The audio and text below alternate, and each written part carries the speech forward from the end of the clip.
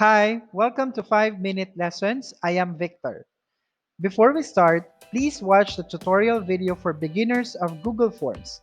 Kindly go to this link if you haven't watched that yet. For today's episode, we are going to continue our tutorial in using Google Forms. Our objective in this video is to make our Google Forms appear smarter, both in edit mode and preview mode. When I say edit mode, this is when we are on the screen where we create the form, while preview mode refers to what is the actual form seen by respondents. Specifically, today's lesson will demonstrate how learners can do the following tasks: receive an email notification when someone submits the form, implement logic branching technique, create a pre-filled form and get its link to share, and set the defaults for every new form created. Now let's begin with our first tip. This is what we are going to do for us to receive an email notification when someone submits the form. Click the plus symbol to create a new form. Before you begin writing all the information here, go to the Responses tab. On the right side, click the three-dot symbol. Select Get Email Notifications for new responses. When this is selected, you will receive the email notification to the email address where the form resides. That's simple, right? Now let's proceed to tip number 2. We can put questions in different sections and make each question appear depending on the answer from the previous question. To easily understand what a section is, imagine that it is a page with a question or a set of questions. This technique of showing different pages based on the input is technically called logic branching. Let me show an example of logic branching. Let's go back to the Questions tab and specify the file name of the form. Notice that the title has changed. You may modify this or you can continue. The form description is optional. Now let's proceed writing the question. On the right side, select multiple choice. Then put your options. Let's say we would like to know from what island in the Philippines is the respondent. Options are Luzon, Visayas, and Mindanao. The goal is, when the user answers Luzon, the next question will ask him where in Luzon. If the answer is Visayas, the next question is where in Visayas. Same goes with Mindanao. To do that, we are going to add sections. Each section will have the next possible question. Let us set up the different sections first. On the right side of the question, you will see a floating block. Select the Add Section option.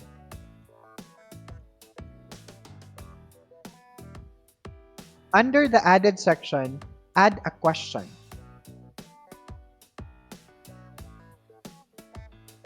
Let's say the question will ask the user to enter where specifically he is in Luzon. To continue, on the right side of the question, select the Add section again from the movable block with 6 options.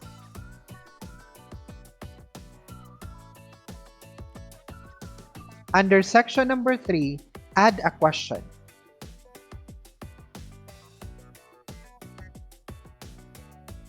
This time, the form will ask the user to enter where specifically he resides in Visayas.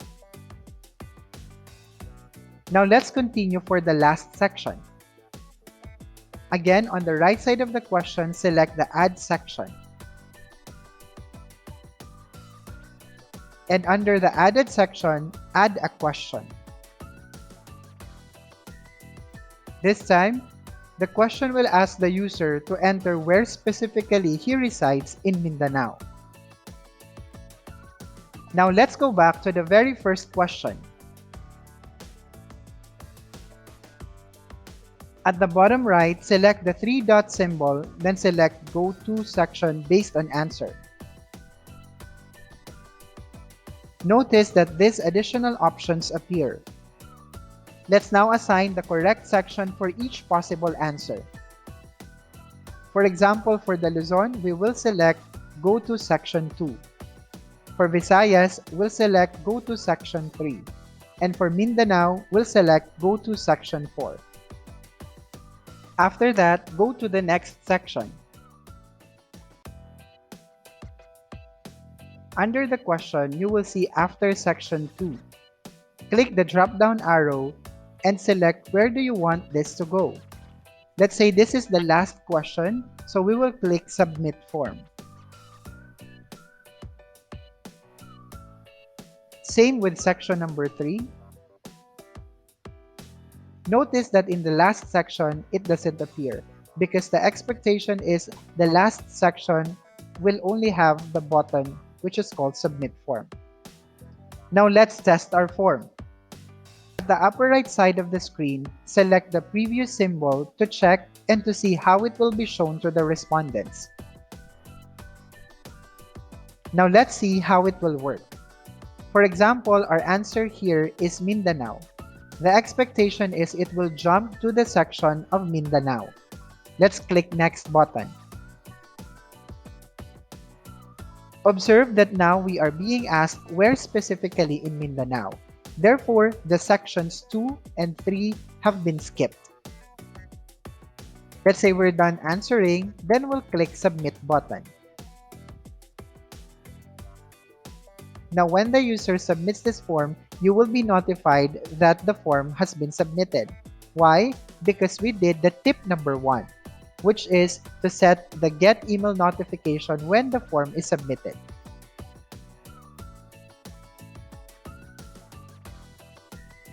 Now let's proceed to tip number 3. Now how can we have prefilled forms? Prefilled form is a form that already has answers for the respondents, which they can change or leave as is. Let's say I have a feedback form and I would like to help my respondents answer it easily. Now I am in edit mode. On the upper right corner, click the 3-dot symbol beside the send button to show more options. Then click Get Prefilled Link. This is where you can put your answers, which will serve as pre-answers in your prefilled links. Here, you can enter or select what you want to be the default answers when the user loads the form. For example, I can select these radio buttons. The user may leave it as is or may use that as a guide on how to answer the question. At the bottom of the screen, you will see Get Link button. Press it. To share the prefilled form, simply click the copy link label at the lower left side. Then you can give out that link to your respondents. Now let's proceed to our last tip for this video tutorial. What if you are a teacher and you plan to create multiple forms with the same settings or default values? For example, in all forms that you are going to create from now on, you would like to always get the email address, you want all questions to be required, and you want to specify the default points for every correct answer. To make that happen, this is what we are going to do. Let's select the plus symbol to create a new form. At the upper right corner, select the 3-dot symbol and select Preferences.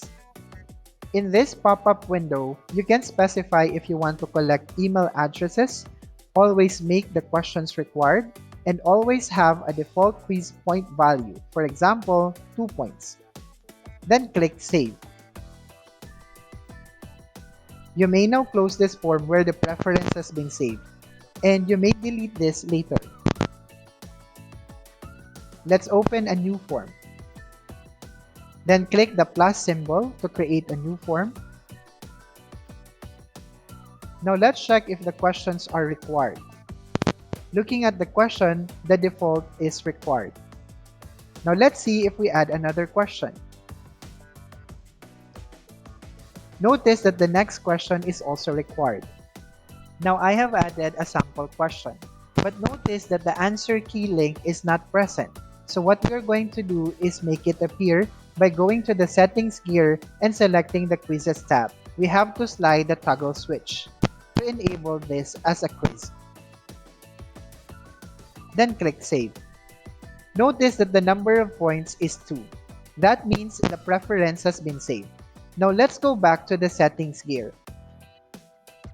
Observe that the collect email address is selected by default. There you go. This means we have set the default values in our newly created forms. I hope that you learned the 4 ways on how to make our Google Forms smarter and use them in your next forms. For questions or any feedback, kindly write on the comments section below.